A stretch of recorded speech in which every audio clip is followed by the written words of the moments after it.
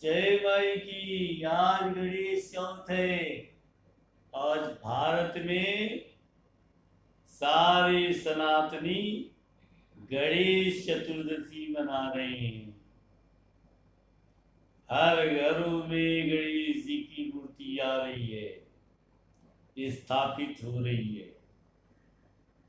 मंगल मूर्ति को हर व्यक्ति अपने घर में बैठा रहा है। जो नहीं बैठा पा रहा है वो अपने दिल में बैठा रहा है। यानी जो बैठा है वो भी अच्छा, और जो न बैठा है वो अपने दिल में बैठा है। क्योंकि मंगल मूर्ति है। पूरा महाराष्ट्र श्री गणेश का उत्सव आज से मनाना शुरू कर रहा है। और महाराष्ट्र क्यों, पूरा देश। अब गणेश जी विराट हैं। गणेश जी का जो स्वरूप है वो भी विराट है।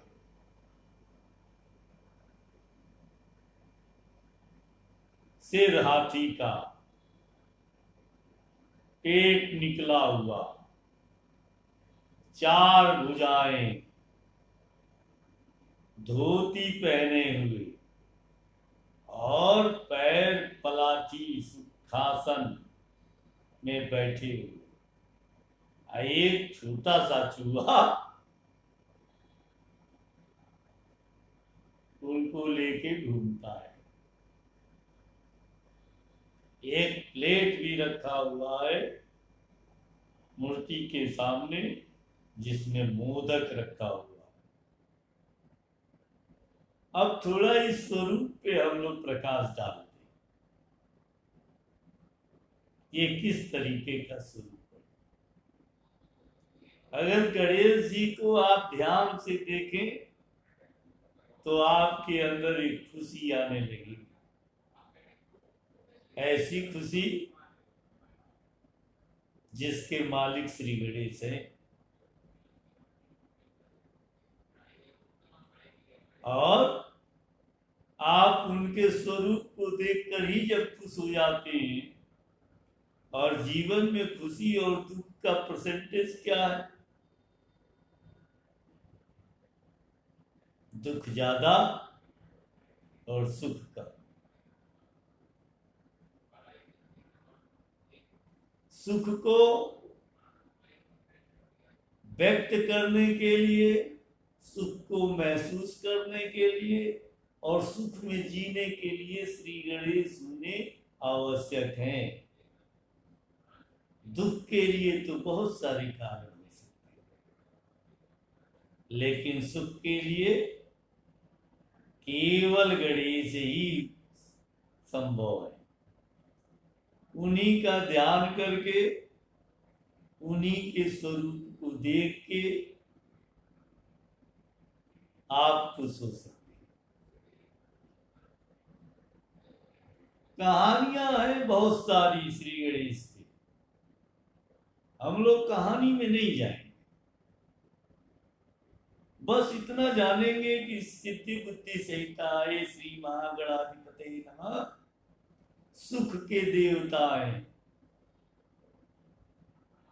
और हर दैविक पूजा से पहले सुख का आह्वान होता है।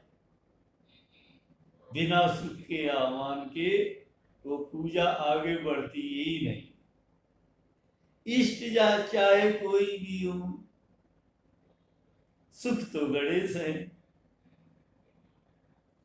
प्रयोजन चाहे पूजा का कोई भी हो, सुख से शुरुआत पूजा की होती ही है।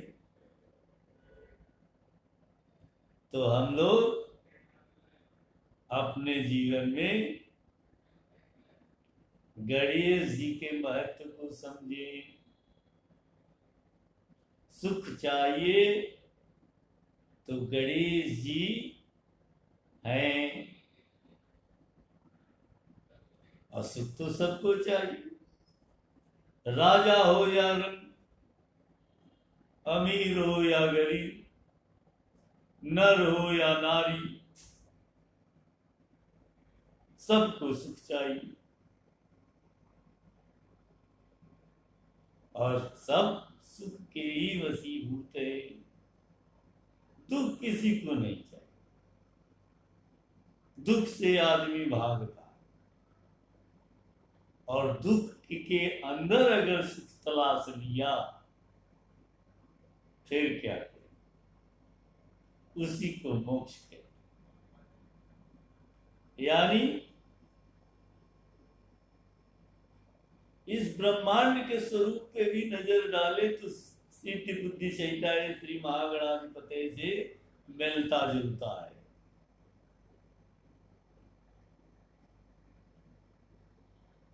ब्रह्मांड पूरा ब्लैक और कहीं कहीं तारे प्रकाश में।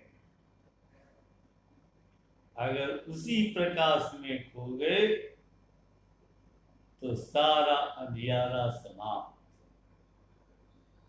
और प्रकाश को नहीं पकड़ पाए तो अंधेरे में गोता लगाते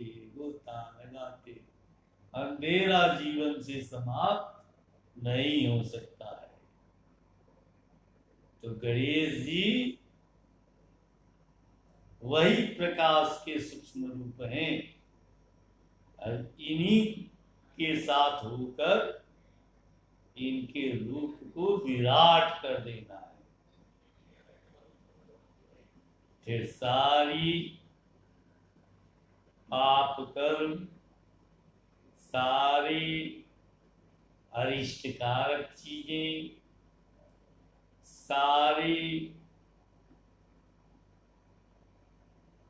दुख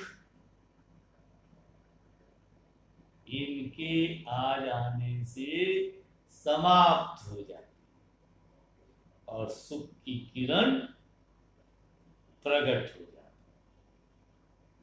सुख की किरण प्रकट होती है तो दिव्यता आपके अंदर आती चली जाती।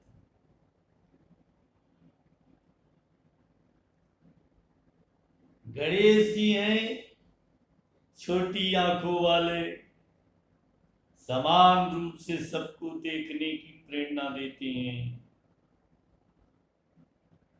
बड़े कानों वाले, सबके दुख दर्द को चाहे कोई बोले या न बोले, मन में दुख दर्द उत्पन्न हो, प्रकट हो, उसको भी सुन लेने की क्षमता गणेश जी में। दांत भय दिखाने के लिए, लेकिन नुकसान पहुंचाने के लिए नहीं। सूंड, नाक निगेटिव वेव और पॉजिटिव वेव को पकड़ने में समर्थ है। चाहे कितनी भी सूक्ष्म निगेटिव वेव हो या पॉजिटिव वेव हो, श्री गणेश के सूंड के नहीं बच सकता।